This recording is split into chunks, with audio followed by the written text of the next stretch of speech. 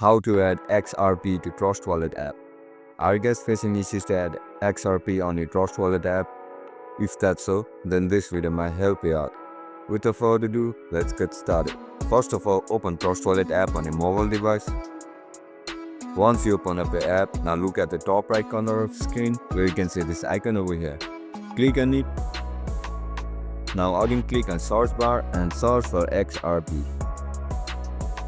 You are looking to add XRP, right? Now just toggle this option over here. Once you toggle it, now go back to your Trust Wallet homepage. Now again click on XRP. Once you click on it, you will be provided with multiple options over here. Now tap on receipt. With the help of this QR code and wallet address, you can receive XRP from different crypto wallets. And that's what you are looking for, right? It's quite simple. If you guys found this video helpful, don't forget to like, share and subscribe to our channel. See you in the next one. Bye bye.